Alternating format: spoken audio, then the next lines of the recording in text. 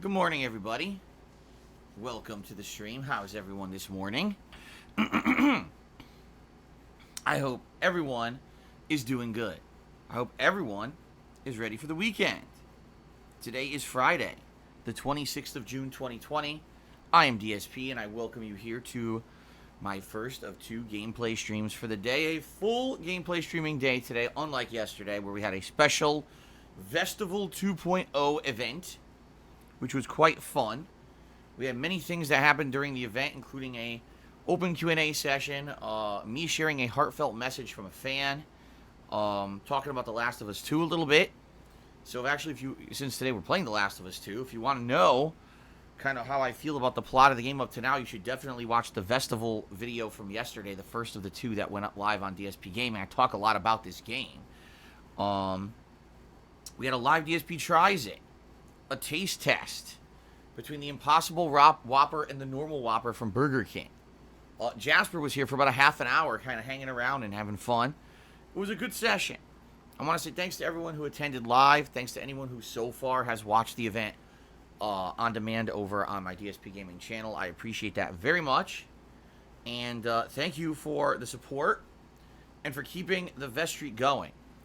I very much am feeling that the Vest streak is going to end before we hit 200, which is the next milestone. All right, when we hit 200 Vest streak, meaning we hit the Tips goal every day, every stream, up to 200, I'm going to do a 200 Festival celebration.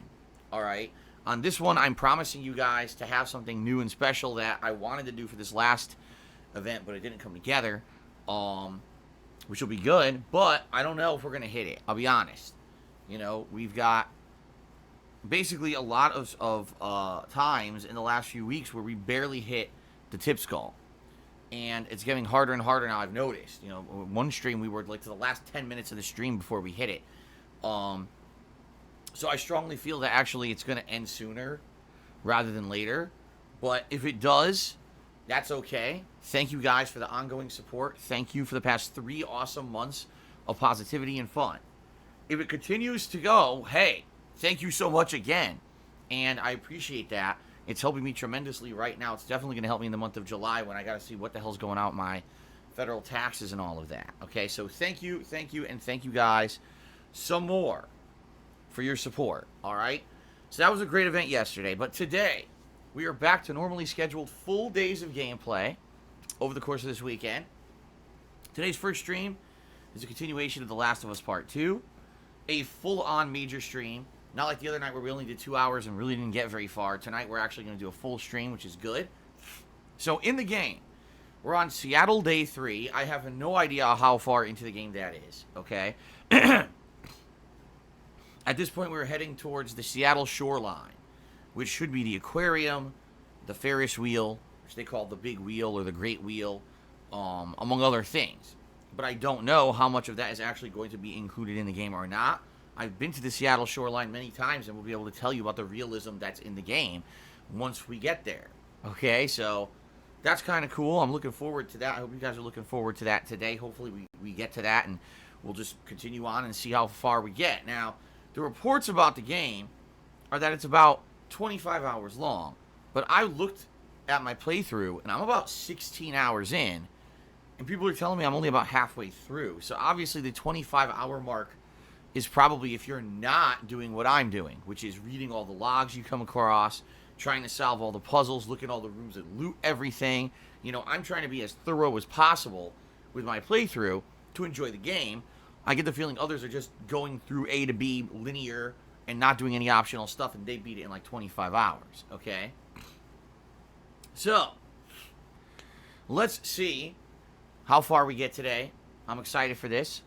As you know, the game for me has been a mixed bag. I really like the gameplay and the graphics. And now that we're in Seattle and we're actually going to be going to places that I've been to before in real life, that's kind of neat. At the same time, you know, the story has left something massively to be desired. I'm not going to go into detail about that today.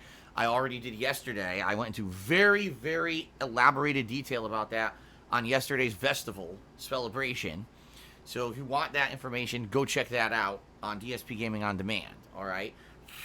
But I am definitely excited to see, what else happens here in the game today. So thanks for joining me. Should be a fun stream, okay? Later tonight, the late stream will be my weekly old school throwback Street Fighter stream. Should be fun. I really enjoy doing this once a week, playing old school Street Fighter. Recently, I've actually tried using I say newer, oh my god, yeah, right. Using different characters, like Gen in Street Fighter Alpha 3, and Oro in Street Fighter 3 Third Strike. It's mixed stuff up a little bit. Instead of just doing the same stuff over and over, it's actually added to some of the variety of the gameplay that I've done in it, and I've enjoyed it. So I hope you'll join me later tonight, 6:45 p.m. Pacific Time, for a couple of hours of old school throwback Street Fighter. I hope that it works. The reason I say that is sometimes the servers are less than desirable performance. I guess we'll see. Tomorrow, we're going to return back to SpongeBob Battle for Bikini Bottom, rehydrated on the Xbox One. Now, I don't know what's going to happen with this playthrough. I played this game on Wednesday. I had a lot of fun with it on Wednesday. It's quite a good game in my opinion. And when I ended my session of this on Wednesday, I went to save my game, and the game would just give me repeated errors. It would not allow me to save my game at all. I couldn't save over the existing save file, and I couldn't create a new save file. It seems to be a game-crippling bug that they didn't fix, which is really stupid. So, I've already lost about 30 minutes of gameplay that we're going to have to replay tomorrow, and then I don't even know if the game's going to save or not. I have no idea what's going to happen in the game. So tomorrow I'm going to play it for another 3.5 hours, but I don't know if the playthrough is going to be able to continue or not. It all depends on what happens if the game starts working again or what. Okay? I hope it does. I hope either they patch the game in the next day to make it work properly, or maybe it was just a bug that won't persist if we reboot the game again. I have no clue. Okay? So I guess we're going to find out. That's tomorrow's main gameplay stream. Tomorrow night, it will be the continuation of Fire Emblem Three Houses, the ongoing JRPG playthrough. Should be fun. 2 hours of advancement in that game. On Sunday, it will be more of The Last of Us Part 2 as the main stream, and then that night, I'm going to continue on with my Pokemon Sword, the Isle of Armor DLC playthrough. We played 2 hours of this last night and got, some pretty decent advancement. My Cub Fu evolved into a new form, which is really neat. And now we're looking for items in order to be able to Gigantamax it. So we'll continue on with that storyline on Sunday night. And see how far we get. And see, I don't know how close we are to the end of the DLC. It seems like it has a lot of content in it. There's also still a significant amount of Pokemon I need to catch and evolve. So we'll see. Okay? And then on Monday, as long as everything goes according to plan and I can play the game or continue the playthrough, it'll be more SpongeBob. From some people, what they're saying is the game's only about 10 hours long, so maybe if things go well, I'll be able to complete SpongeBob on Monday. I don't know, because it depends on what goes on with this playthrough. And then Monday night will probably be more Fire Emblem. That's the end of my streaming week, because on Tuesday it's my day off from streaming. But then I shall return on Wednesday, which is July 1st, and on Wednesday we've got a very special event. It is the return of the Retrospective Marathon event, where all of us go down memory lane. You guys have been nominating your favorite moments from my 11 plus years as a content creator over the past month. And finally, on Wednesday of this coming week, we're going to have a marathon where we go back and we watch those moments together. Okay? Pretty cool, because a lot of times I've never had a chance to go back to watch this content. Every day I'm putting out so much new content for you guys on the internet. I don't really take any time to go back and rewatch any of it. And when we do these retrospective events, it gives me an opportunity to go back and relive a lot of this stuff that I've never relived before. So I think it's going to be awesome. You guys have been nominating stuff all month long. Over the course of this weekend, I'm actually going to take some time to review some of that stuff and see what you've nominated and go from there. Okay, so I hope that you will join me for that.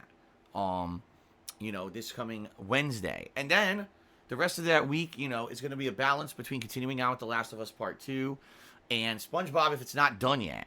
Okay? If SpongeBob does finish, which it very well may complete, I have a couple options. I can either start up a new playthrough that's a shorter one, meaning I can't do anything that's too lengthy because we have multiple new releases coming out in July, and I certainly don't want to get caught up and other new releases, and the next thing you know, I have no opportunity to really finish anything. I'm stuck in a million playthroughs again. I don't want to do that.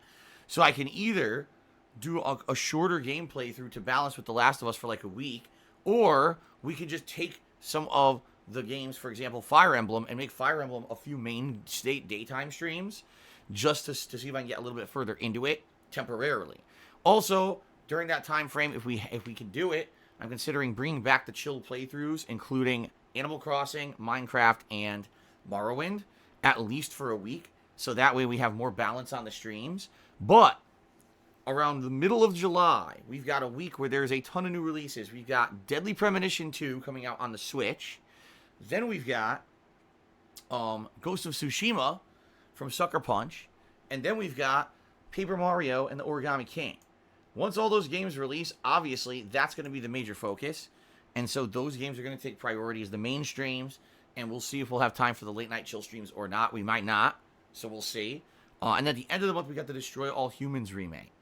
So those are my focus for July. And it should be a very busy month, unlike most Julys, which are pretty slow. This July looks like it's going to be one of the busier months that we've ever had for a summer month, which is really cool. I'm excited for that, and I hope you guys are too. Okay?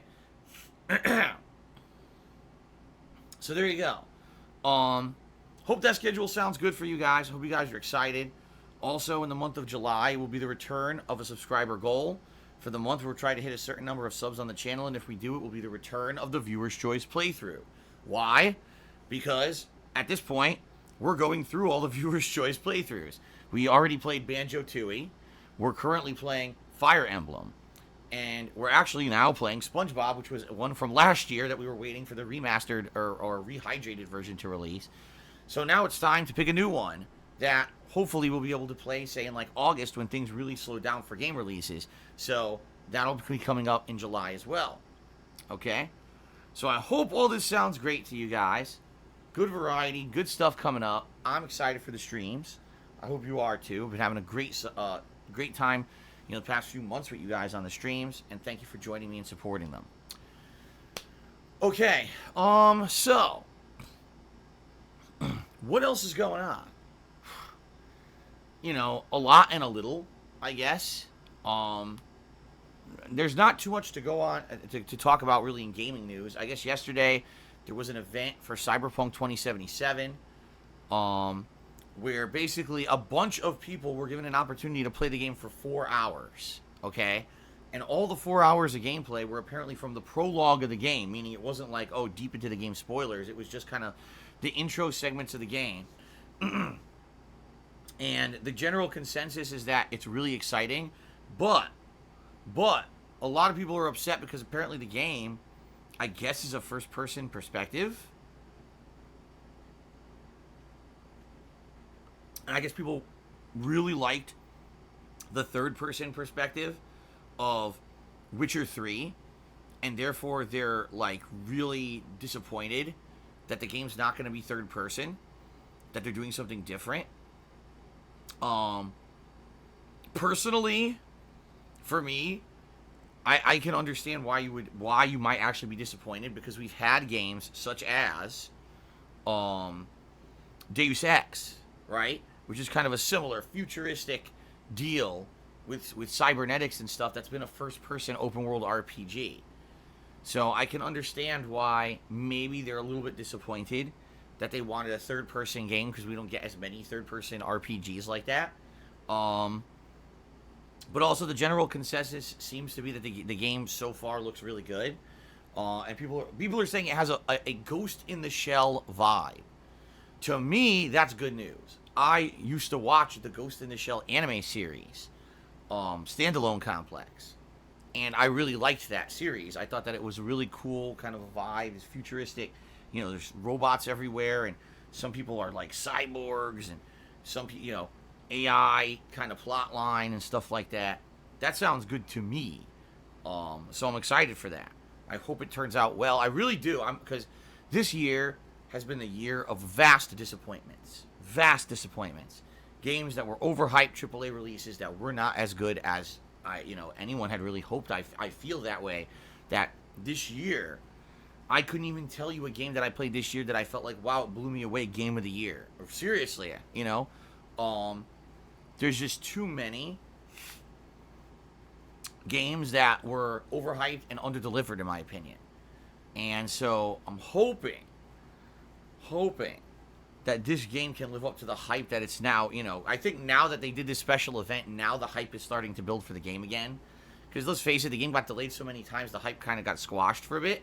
But now they're starting to use this. Now they're going to start doing media blitz. They're going to start, you know what I mean? They're going to start talking about the game. And I'm hoping this game does live up to its potential. You know what I mean? I really do. Because every game I played this year, you know, Doom Eternal, not as good as the first, in my opinion. Too adrenaline-fueled and too action-packed and too focused on that rather than any kind of an interesting story. The story sucked, in my opinion. Final Fantasy VII Remake, amazing graphics, but the gameplay was kind of meh, and the story wasn't the story of Final Fantasy VII. They fucked it up by the end to do some weirdo tangent that no one was expecting, and it ended up not being as good, in my opinion, because the way that they handled it. You know, Neo 2, it was good, but it didn't blow me away. It didn't really have an advancement enough from Neo 1 for me to feel like it was some kind of an amazing game. So, you know, we just keep getting every game. Resident Evil 3 Remake. Yeah, graphics were great and the gameplay was good, but it's too short of a game. We knew that, though, from playing the original Resident Evil 3. So, yeah, it's just like kind of disappointment after disappointment after disappointment this year. That these games that were potential to be game of the year, you know, and we already know Last of Us 2, let's not even get into that. We've already been talking about that for a week. So, yeah, I don't know. Let's see. Maybe Cyberpunk is the game. Maybe Cyberpunk is the game that blows us away, that really makes me like, the jaw drops, and like, oh my god, finally something that feels like it's an advancement, something that feels like it's game of the year, you know, maybe. Or maybe not. I guess we're going to find out, but, you know, at least there's some, at least there is some hype behind the game now, and there's more information coming out about the game after, you know, I felt it kind of died out for a bit and no one was talking about it, and now maybe we'll get a little bit more hype, okay? So that's going on right now. You know, in regards to my personal situation here, living in Washington State, we've got an incredibly laughable situation going on right now. You guys might get a laugh out of this. So our governor, who in my opinion botched the entire coronavirus handling from the start. The guy had no idea how to handle it. Not, by the way, not just him. I mean, most of the U.S. government had no idea what they were doing with this whole thing to begin with. But he's come out with this mandate now. Another mandate from the governor. This is hilarious. I'll tell you why in a second. The mandate from the governor is as follows. Well, we're seeing that some cases of coronavirus are increasing in certain counties. This is alarming because we were going down for a while, and that's why he let everything reopen, at least in limited phases. Well, now because we're seeing cases go up in certain counties, he's now requiring a mandate that everyone, absolutely everyone, must wear a mask, all right, indoors and outdoors, unless you can stay 6 feet apart from someone, all right? So if you are indoors, if you are outdoors, if you're in a business, if you're in a public area, it doesn't matter where you are, moving forward, you must wear a mask unless you can stay 6 feet apart from people. Okay, this is his mandate. Now, he says, just so you know, this is super duper serious. And if you don't wear a mask, this is totally enforceable up to a misdemeanor. A misdemeanor, so that's a crime. You know, that means you get arrested, you go to jail, go on your criminal record, you get fines, you know what I mean? That's what he says. So all this week, people in my state have been talking about this. And some people are for it, some people are against it. As always, you know, you're going to have people, oh, it's my personal freedom has been violated, this is ridiculous, am I forced to wear a mask? Some businesses have been having this as a mandate from the start, saying you cannot enter our business without a mask. And if you try to, you know, we have the right to throw you out. And if you don't leave, we'll call the cops on you. So some businesses have been already doing this around here, requiring the mask no matter what. Okay. Others say that they have this mandate, but then they don't do anything about it. Like, my wife works at a grocery store, and she's like, yeah, we have the rule, but people walk in without masks all the time, and we don't have anything we can do about it. We don't have anyone no one's going to be able to touch anyone and throw them out. That's assault. So they just walk in and do whatever they want. Okay? Now, being that this is now a mandate, this means that businesses can be held accountable for it. So let's say you have a business, and your whole store has people with no masks on. Well, someone could actually fine you for that and say, oh, you didn't hold people accountable or whatever, which is ridiculous in my opinion. How could you hold the business responsible? What do you want them to do? Assault people and throw them out? If they ignore you, what do? Call the cops? So you're telling me the cops are going to show up to every single business possible for a person that doesn't have a mask? So the cops will just be mask enforcers now, instead of actually upholding the law, which, by the way, this isn't a law, this is just a mandate by the governor. So they're going to be a mask enforcement service rather than actual law enforcement. And I guess we're going to ignore real crime to have them enforcing masks, right? So you see what I'm saying? Like, this is a big fucking mess, a huge mess. All week there's been this big debate about this and everything. All right. So this morning, I wake up and, I'm checking the news, okay? Get this. Law enforcement in my state have gone public and said, we're just not going to enforce it. We don't care. They outright said this. They said, yeah, we don't have time for this shit. So we're not going to give out fines. We're not going to give tickets. We're not going to arrest anyone for not wearing a mask. We just don't care. They actually outright said this. And I was like, well, great job, Mr. Governor. You're really a genius. So basically, this is what I've been saying all along with our governor, what an idiot he is, okay? He keeps making these rules for phases of opening during the pandemic. He keeps making mandates of things that people need to do. He doesn't actually check with anyone. He just does it. So he does all these rules about reopening the state, but doesn't check with business owners to find out if it's reasonable to do it that way.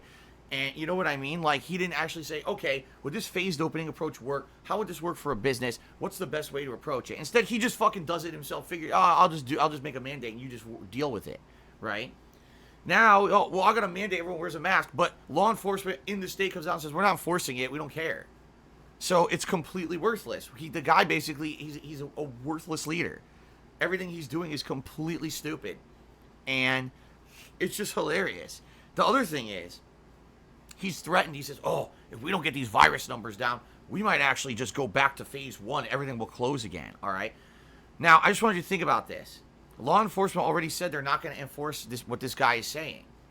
So if he does another mandate, everything must close, go back to phase 1. What if everyone just says, fuck you? We don't want to do it. Then there's nothing that can be done. If the people don't want to listen to the government because they feel that the government is inept, then nothing can be done. What are you going to do? Go to every single business on every single street in Washington State and have cops go in and do a forced shutdown? You can't. So this is the point I'm making, is this guy didn't know what the hell he was doing from day one. He literally didn't know what he was doing.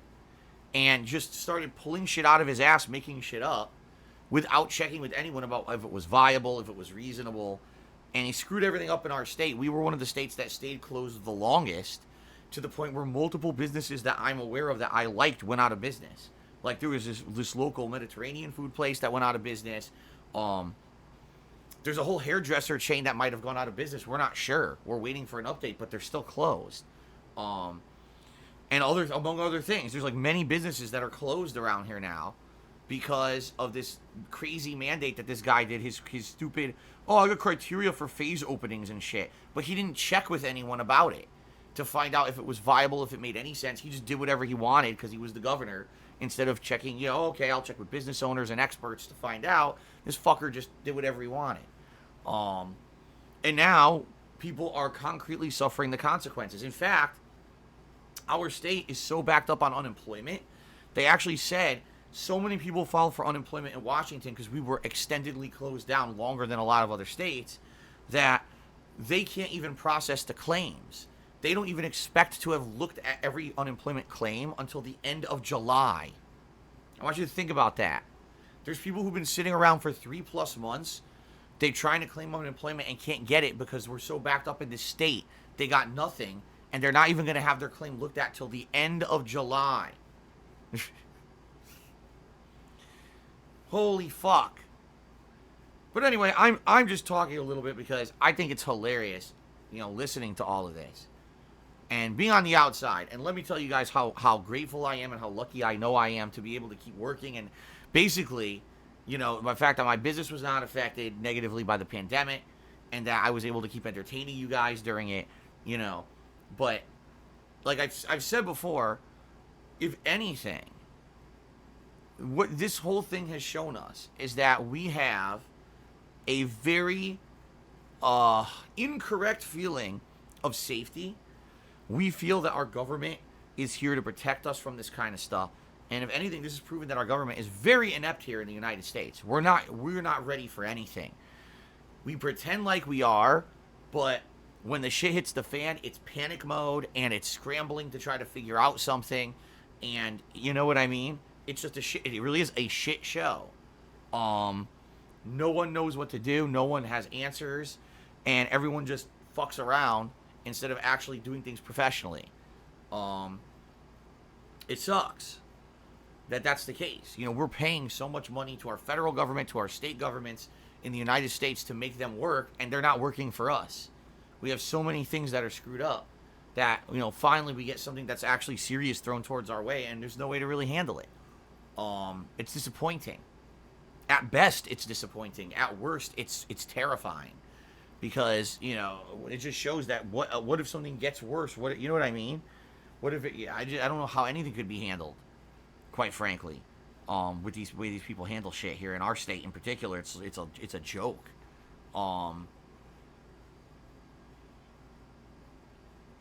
So I don't even know what's gonna happen. Like our state just reopened. I've had one normal week where I went out with my wife and did normal stuff. We wore masks the whole time and washed our hands and used hand sanitizer constantly to stay healthy. But from, what we're being told, things may go backwards. And it's like, well, how are we going to live?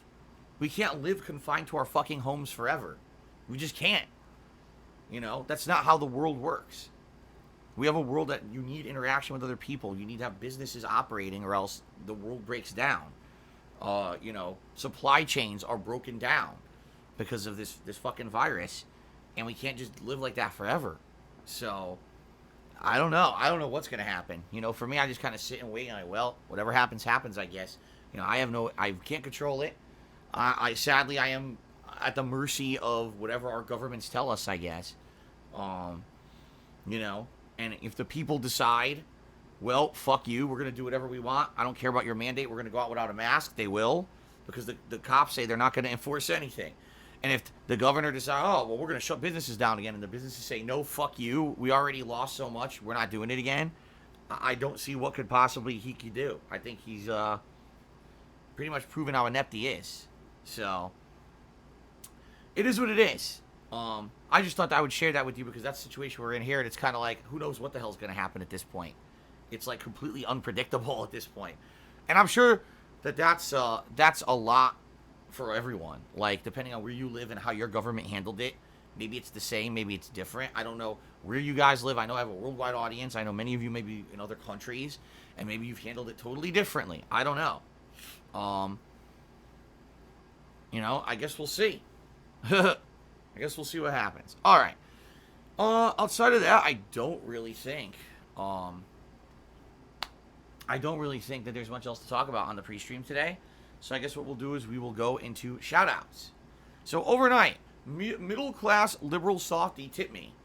Thank you very much for the tip overnight here. Hold on a second. What the hell? Okay. And he says the following. I watched your Last of Us 2 clarification. He's talking about what I just said earlier I talked about during the festival yesterday. He says, I've enjoyed the game, but I agree that Ellie is not well written in this game. In my opinion, there's a much stronger storyline actually coming up with Echo's themes from the first game. Alright, well, I haven't gotten there yet. No spoilers. People are telling me the game is very long and that, maybe I'm around halfway through, but I've still got a ways to go. So, I guess we'll see coming up what happens. Okay. Shout out to Comer94. who has subscribed for 3 months in a row. It says, cheers, Phil. Thank you very much, Comer, for the subscription. I appreciate the support. Golden Colts did a 100-bit cheer. It says, overnight cheer. No Golden Colts. That is incorrect. You're wrong. You cheered 30 minutes ago. That is not an overnight cheer. I'm sorry. That is just, it's completely false information. And how dare you spread misinformation on my streams? That is 5 demerits. You've officially received 5 demerits this morning for trying to classify your cheer as an overnight cheer when it was not. That is, we already have enough misinformation going around right now. We can't take any more, okay? Okay, thank you for the cheer. D-Man11 did a 50-bit cheer. Says, thank you for the shout-out for my friend yesterday. He said it made his day, so thank you again. You are welcome, D-Man11. In particular, I don't even remember what shout-out you're referencing, but thank you. Ryan cheered. He said, hey, Phil, had fun at the festival yesterday. How's your morning going? I would say it's going well, except my nose is congested. My allergies, once again, are acting up. Yesterday, it wasn't as warm, so we didn't have the air conditioning on in the whole house. In fact, once I was done streaming, we opened up all the windows and the doors to basically air the house out, which was great, except that then I woke up this morning, and the pollen had come in the windows, and now my nose is all congested, which sucks. So, it is what it is. Allergies suck ass. Oh my goodness. Oh, stretching. Allergies suck ass. But there's not much I can do about it, right? I just got to suffer through it until finally the pollen count's down. I actually saw on the local news here, pollen count's about medium level right now. It's not heavy, but it's not low. It's like medium level. So that's why it's still bothering me. Okay, Ryan cheered again.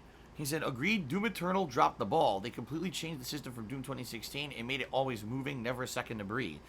Right, and because of that, I never felt a feeling of tenseness or a feeling of like the first game, Doom 2016. The reason I felt that reboot was so good, it was a combination of classic Doom with modern gameplay elements, okay? It did feel like around every corner there could be a new wave of enemies that could be, really daunting to kill. At the same time, there was like almost a horror aspect to it, which is part of what Doom was always supposed to be. You're supposed to have this element of there's so many overwhelming demons that could jump out at any moment and scare you that it's kind of like a jump scare horror, combined with really cool run and gun first-person shooter gameplay. Doom 2016 had a really good story. You had a story that really kept you going. You were on the edge of your seat. You didn't know what was happening. There's a mystery element. Doom 2020, or Doom Eternal, didn't have any of that. They completely threw all those elements that I liked about 2016 out the window. The game's not scary at all. The game has no jump scares. It's just wave after wave after wave after wave after wave after wave of enemies, and the plot sucks. The plot takes the plot of Doom, which was simplified fun, and turns it into this convoluted plot about other dimensions and fucking space creatures and stupid shit. That just it sucks. The plot's terrible. And it just kind of ruined it. For me, I really didn't enjoy it as much. I'm not saying it was a terrible game. I'm saying that unless all you wanted was adrenaline-pumped action constantly, the game is not good. If you're looking for anything else but that, you are not getting it with Doom Eternal, and I feel because of that, it's a big disappointment. A lot of people disagree with me, and that's okay, but that's my take on it. Okay? Okay. Eternal Napalm Cherry says, how would you compare the boss design of Neo 2 to From Software bosses?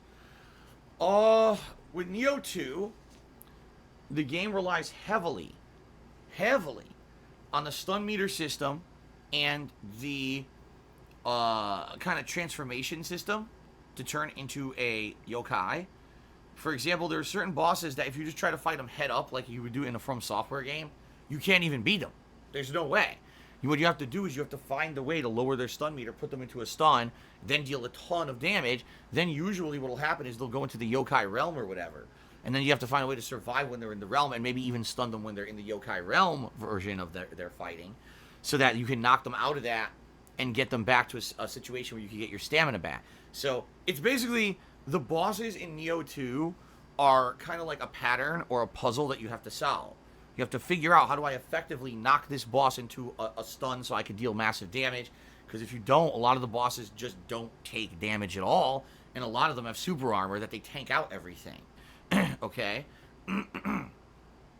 Um, and From Software, it's varied. Some bosses will be straight up head up fights where it's only about, dodging, counterattacking, and dealing damage. Some of them are puzzle bosses, meaning you can only really kill the boss if you know the specific strategy in order to hurt it. Some of them are heavily combat oriented, like you need to parry, or you know what I mean? You need to do these certain strategies in order to beat them. Not so in Neo 2. Like Neo 2, really, it was just do the same thing kind of over and over in order to win. Especially by the end of the game. Some of those end game bosses, like, you definitely had to master that system or else there was no way you were going to ever beat them. Without taking forever. I'm sure maybe if you whittled them down hit by hit, you would beat them and it would take you like 45 minutes to beat a boss, if you didn't ever stun it. So, I would say that's the major difference. From Software number 1 had more varied bosses, and the bosses could be beaten in multiple methods, and or they had like different styles or classes of boss, while it really seemed in Neo 2 it was mostly the same. Every once in a while there was a boss, like one of the giant, like you're fighting the giant house, right? Okay, that boss was different. Or the other one, the giant monster that you fought. Yeah, that boss was different. But outside of that, most of the bosses were kind of the same. Okay. Happy Gwildor tipped me $1 and said, looking forward to Festival the 3rd. Vest Fest with a vengeance. Hopefully it will have some new stuff. I found last night's event uninteresting. Maybe someone to come down from the raft. Oh, here we go again. Down from the rafters was some meme that has to do with stupid mobile games, I guess. Some idiot. I recognize that from like 2 weeks ago or something. So, let me go ahead and stop this idiot from fucking bothering us for the rest of the day. Just another dunce. Moron. Okay, good. Now fuck off. I don't have to hear from you anymore, stupid. Okay. Spoon in a Bowl tipped me $1 and says, was the Connecticut governor any better from your memory? In reality, I don't know. In reality, I don't know because, it was a long time ago.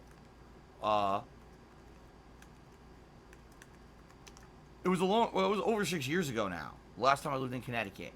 And the thing is, I don't really remember governmental stuff in Connecticut affecting me that much, being very honest here. Okay? I'm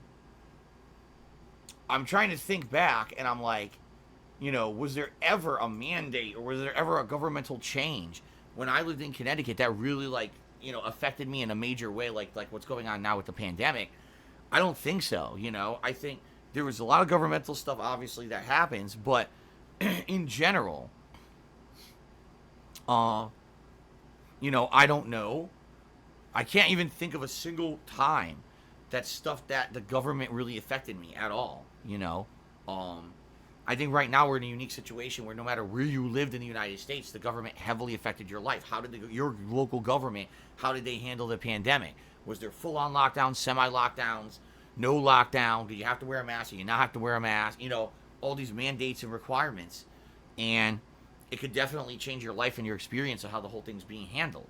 But nothing like that ever happened to me when I lived in Connecticut. I couldn't even tell you. I basically never I didn't really watch the local news. I didn't give a shit about any of that stuff back then. I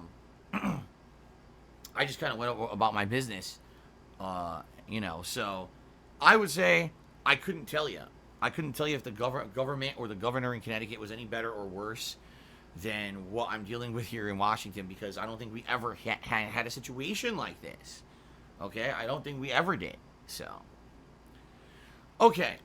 Ryan did a 50-bit cheer. He says, you might want to try Zysol.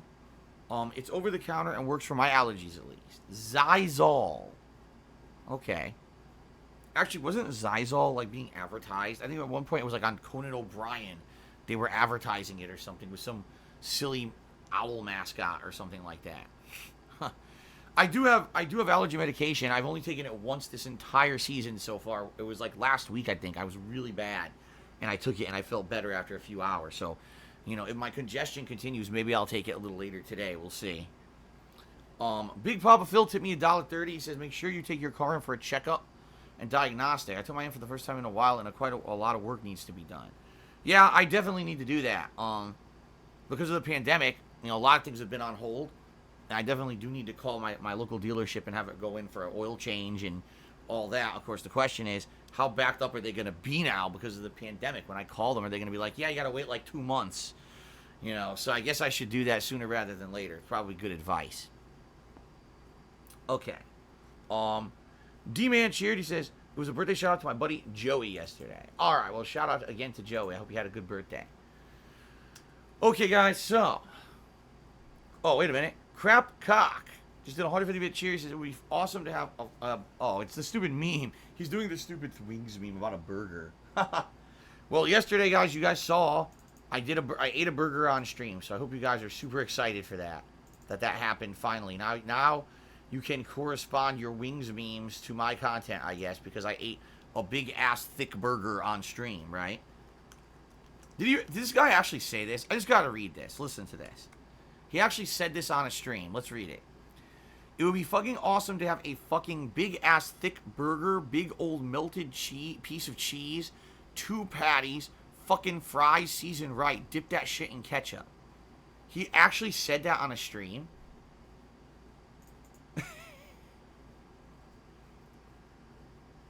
Really?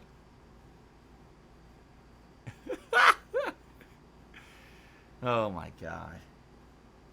I mean, you guys ask me about food and stuff and I talk about it, but I don't think, like, it sounds to me like he was fucking salivating all over the, like, it sounds like he's ready to eat, like, you know, he's so hungry. And he's ready to, like, just completely eat this whole burger in, like, one bite. You know? He sounds so, like, he's ready to just, go crazy. I just don't know if anyone would want to hear that on a stream. And by the way, why would you dip it in ketchup? Ketchup is meant to be put on the burger. You don't dip the burger in ketchup. What? Unless he means the fries. Okay, fries and ketchup makes sense.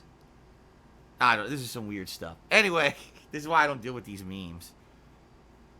Hello, ATS318. You said, what's up? What's going on, ATS? Good to see you today. Welcome. Oh, God. Big, thick wing burger just hit me $2. And yes, he used the wings quote. Oh, my God. You guys and your wings memes. All right, honest question. Honest question for all of you. Obviously, we all know, right, that, we all know that constantly on my streams, people come over here and do wings memes and wings quotes. Do people do the same thing on his stream with my quotes and stuff, my memes? Are people constantly going over there and doing, you know, these fucking memes and copy pastas of my stuff on his stream? I can understand if you get so frustrated if people are doing that constantly, you know.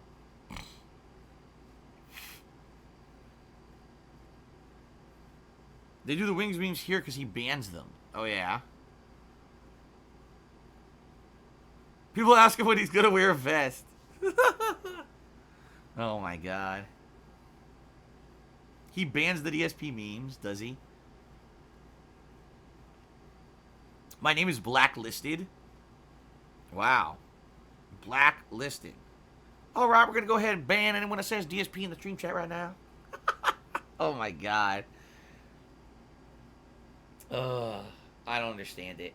But to each their own, I guess. To each their own. All right. Let's do some shout-outs. Let's do some shout-outs. Thank you to the top cheers of the week. We've got a triple tie for 8th place between Darkside Carol, Ninstar Rune, and Eternal Napalm. So thank you guys for that. Timbo Slice is in 7th place right now. Crap Cock is in 6th. Golden Nobles is in 5th place. Lice for Souls in 4th. Ryan is in 3rd place. Shadow the Hedgehog is in 2nd. And Tatted Fenrir is in 1st place. So thank you guys for the cheering support this week. Shout out to the following people who all gifted subscriptions to the channel this week. We've got Alfred Aponte, Angelo Bestia, Ultimate Cloud 7, and Crapcock, who all gifted a single sub so far this week. Thank you guys for that. VG Stuffed and Doodly Dread each gifted 2 subscriptions. Big Papa Phil gifted 3 subscriptions. Super Blind Man gifted 5 subscriptions. Thank you, Super Blind Man. Lunaba gifted 9 subs. And as if that wasn't enough, Only Iced Coffee this week has gifted 14 subscriptions to the channel. Thank you all for your support this week. It is much appreciated. Continuing on here, we got another cheer. Came in from Jay Bowler 21. And he said, "Hi, Phil. What's going on, Jay Bowler? Welcome to the stream, and thank you for the support so far." Bigger, thicker wings burger. Oh, my God. Now to the $2.22. I said the same thing again. It would be fucking awesome to have a fucking big, thick-ass burger. Oh, my God. The thing is, this name's getting too long to fit on the stream.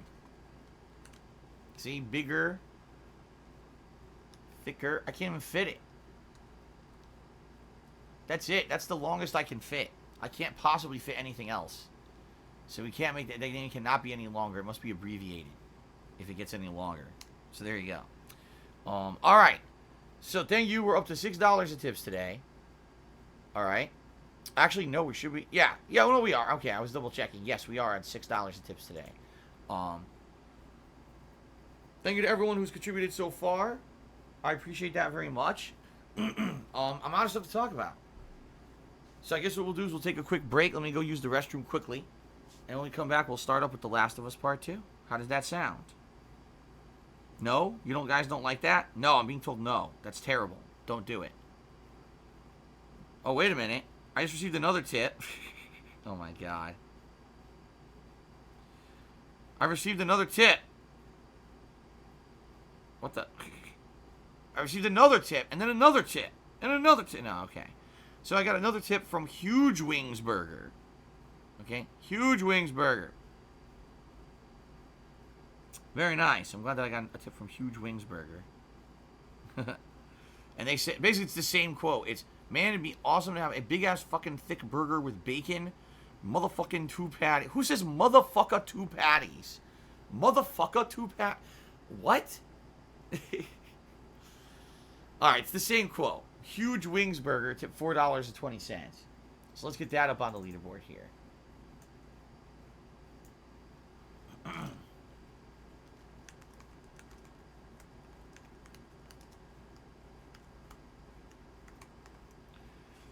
And then Eric tipped me $1. Have you ever been a console fanboy? Why or why not? What are your thoughts on fanboys of anything? I don't know. Well, it really depends on what's your definition of a fanboy, you know?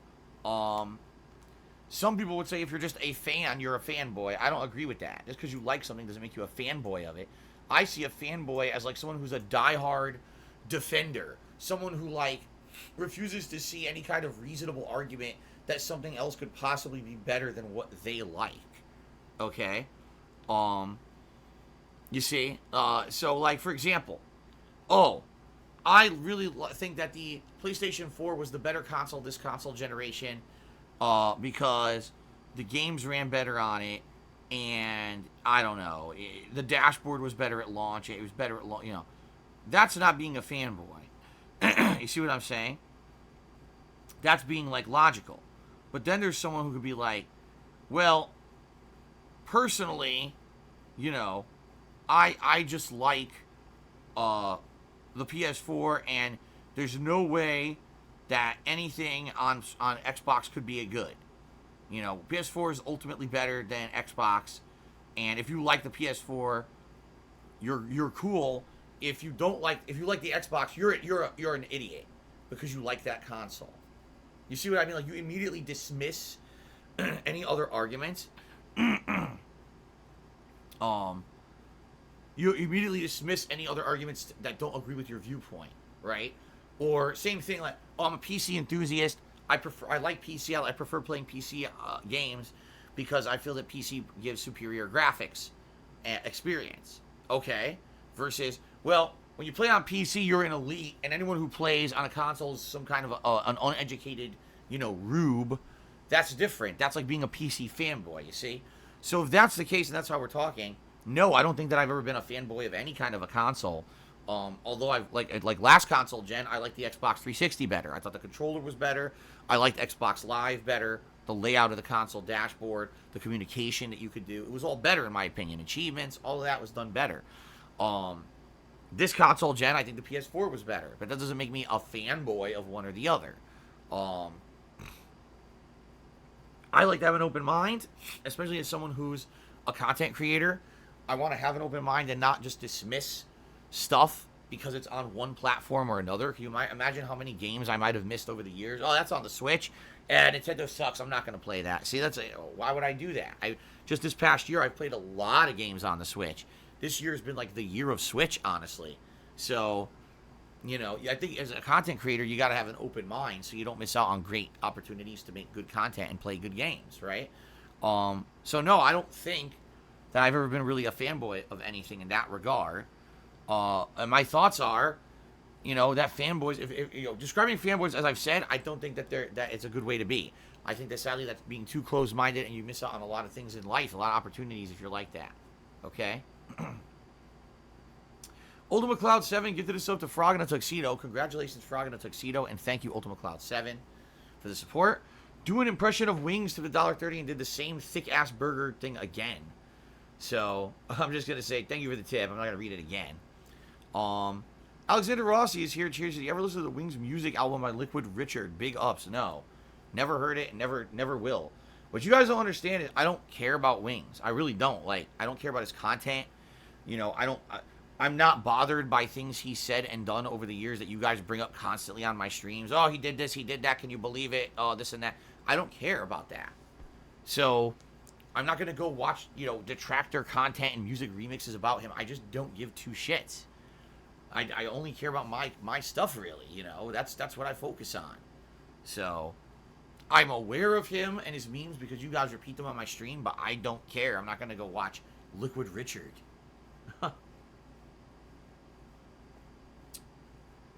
Okay, 672 tipped me $6.72. The biggest tip of the day, he says, as a moderator for Wings, you're not blacklisted in his chat. He has said multiple times that he enjoys your content, as do I. Hashtag big ups. Well then, what about that time when he said, alright, well, we're just going to go ahead, we're going to ban DSP and anything DSP related from a chat? I saw the clip, but obviously it's probably out of context. It's probably a one-time thing that happened. More than likely, you probably had a bunch of assholes who were in there harassing him, just saying DSP stuff, and it was pissing him off. So he probably said that. Well, good for him being a fan. I'm not a fan of his stuff because I've never seen it. I'm serious. I've never seen a moment of gameplay of him ever. And I probably never will. I just don't care. Like I told you guys, I just don't care about that stuff. But thank you for the biggest tip of the day there. The Last Rambo is here. He cheers. Do stories make or break a video game? If a game lacks in story but excels in gameplay and graphics, it can still be a great game. I think people take video game characters too seriously in regards to Joel. Well, Last Rambo, no, it doesn't have to be a good story. Take a look at Street Fighter. One of the worst, most convoluted, stupid stories ever. They try to always pretend like there's a story in these games, and you gotta piecemeal make the story up by, ending cutscenes and shit. You know what I mean? The game is based on gameplay. See? There's tons of genres of games that are based solely on gameplay. The competitive Call of Duty community could not give two shits about the stories that are in the single-player campaigns. A lot of people don't ever play them. They just do the multiplayer. So, no, a game does not have to be judged solely on having a good story to be a good game. That is true. But when you're talking about the franchise of The Last of Us, sadly, you're ignoring the fact, if you say that The Last of Us 1 was one of the best stories in gaming history. It was a game that resonated with a lot of people as it felt like it was the last swan song of the PS3. It was a game that showed what that console could do, not only graphically, but with really awesome narrative elements. People felt for Ellie and Joel, unlike they had felt for any other video game characters before. And I actually feel that level of storytelling led to other games such as Red Dead Redemption 2 and God of War. Those games learned from Last of Us and took elements from it to make their own really awesome, unique narrative stories, you see? So you can't just say, oh, well, The Last of Us 2 gets a pass because the gameplay and graphics are great. The last game in the series was one of the best narratives we've ever experienced in a game. Of course, people are going to be disappointed if the sequel does not live up to that level. And that's the problem with Last of Us 2. See what I'm saying? I hope you get it now. Okay? Rick Roll took the $1.30 and did the Rick Roll lyrics. Never going to give you up, never going to let you down, never going to run around and desert you, never going to make you cry, never going to say goodbye, never going to tell a lie and hurt you. That's a really old meme at this point. Like, I'm surprised people even remember it and bring it up. It was very, very prominent about, 10 years ago. But at this point, I mean, that's like, the dead horse was beaten so badly that, like, it's like just like a pile of, jello, gelatinous crap on the ground. That is a really old meme. I'm shocked that you brought that up on my stream. Because it is so horribly outdated. Many other memes that you could have brought up. You might as well bring up Double Rainbow. Rest in peace to that guy, by the way. Or, climbing in your window, snatching your people up. Hide your kids, hide your wife. Or, there's so many memes from 10 years ago you could have brought up. Okay. Ladies and gentlemen. Let's go ahead and take a break. I got to use the bathroom, as I said. And when I come back from break, it's The Last of Us Part 2 continuing. Thank you for your support so far today on the stream. Wait a minute. Chat lost the game. Took me $1.30 and says we lost the game. All right. I guess there was a game going on and they lost it. Thank you for the $1 tip. All right, guys. Let us break. I'll be back in a few minutes with gameplay. Thanks. See you in a bit.